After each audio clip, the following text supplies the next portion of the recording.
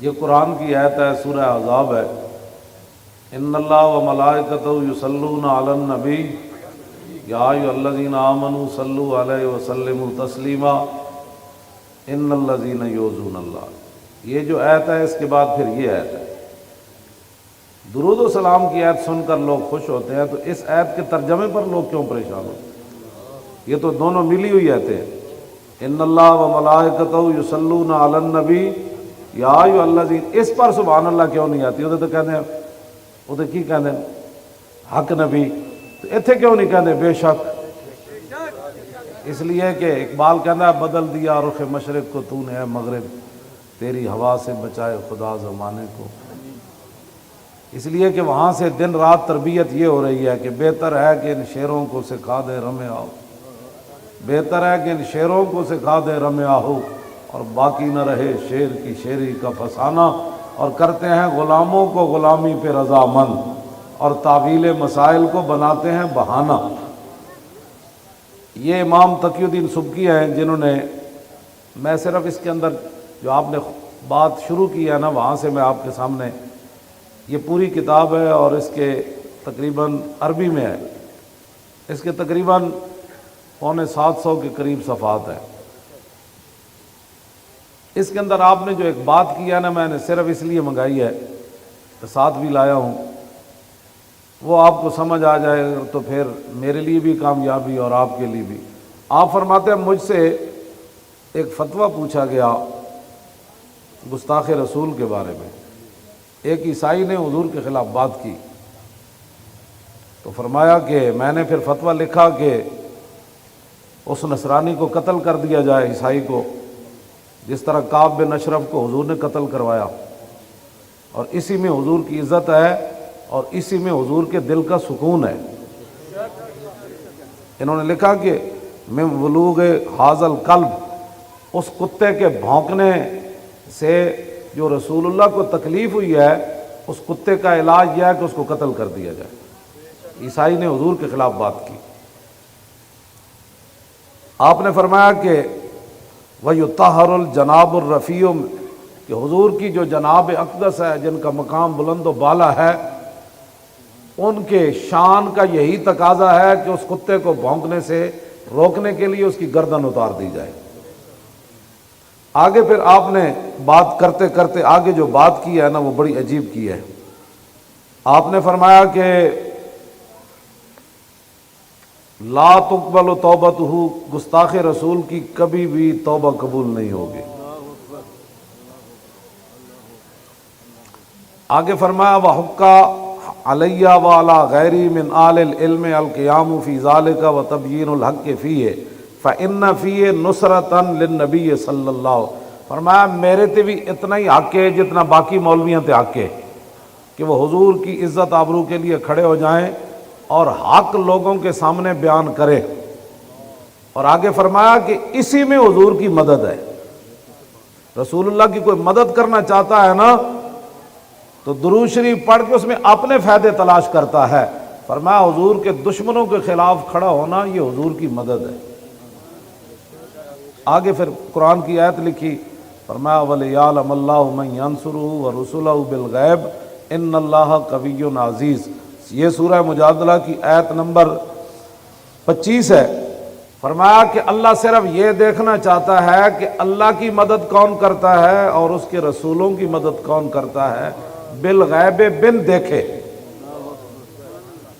اور کوئی دیکھ نہ رہا ہو پھر بندہ اللہ کی مدد کرے، اللہ تو مدد سے پاک ہے، مراد ہے کہ اس کے دین کی مدد کرے،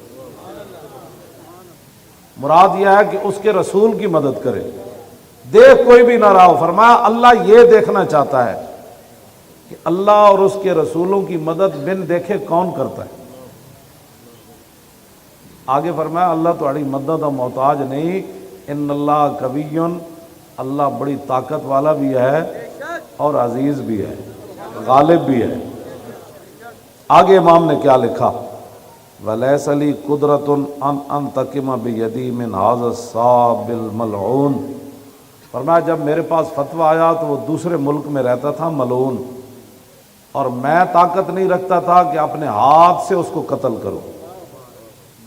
یہ مولوی ہے، یہ مولوی اور یہ پیر ہے، نہ ان سے بڑا کوئی پیر ہے نہ ان سے بڑا کوئی مولوی ہے۔ فرمایا میں طاقت نہیں رکھتا تھا اس ملعون گستاخ رسول کو قتل کرنے کی۔ آگے ذرا کان کھول کر سننا ہے، جو کہتے ہیں ہمیں دل سے بڑا درد ہوا امام نے کیا بات کی ہے۔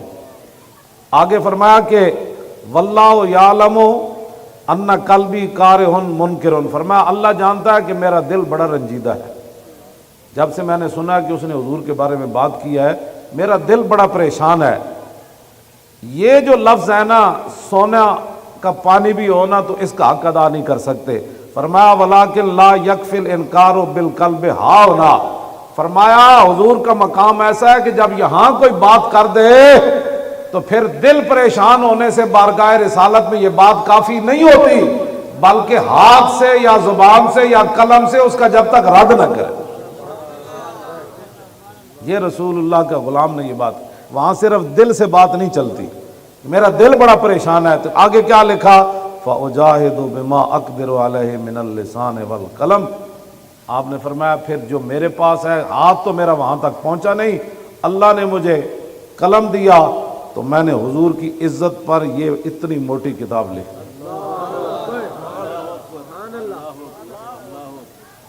اور آگے کیا کہا، اگلی بات بھی سنیں۔ یہاں تو ایک تقریر کر کے ایک نعت پڑھ کے تو ایک لوگ دیگ پکا کے وہ سمجھتے ہیں نا ہم نے حضور کا حق ادا کر دیا۔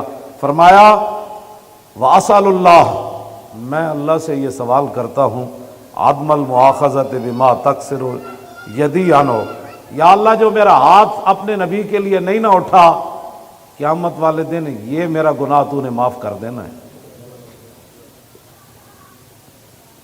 یہ ہے جی بات۔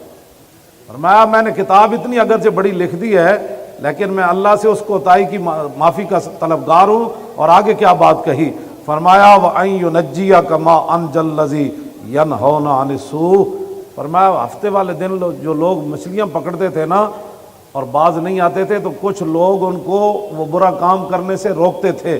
فرماتے ہیں مجھے اللہ سے امید ہے کہ جس طرح اللہ نے ان کو بخش دیا نا، بھئی تم منع تو کرتے تھے باقیوں کو بندر بنا دیا، تو فرمایا قیامت والے دن جس طرح اللہ ان کو بخش دے گا نا، مجھے امید ہے کہ میں نے اپنے قلم سے حضور کی عزت پر اتنی بڑی کتاب لکھی، اللہ مجھے بھی بخش دے گا۔ اتنی بڑی کتاب اس کے اندر انہوں نے لکھی، یہ بات امام تقی الدین سبکی نے۔ آپ اپنے سینوں کو گندگیوں سے پاک کریں اور جب رسول اللہ کی بات آئے تو ادھر ادھر نہ دیکھیں۔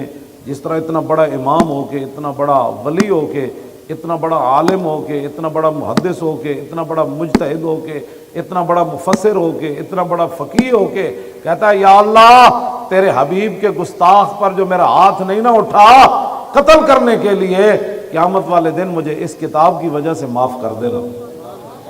اور جو گستاخوں کے ساتھ کھڑے ہیں وہ بتائیں ان کا حشر کیا ہوگا۔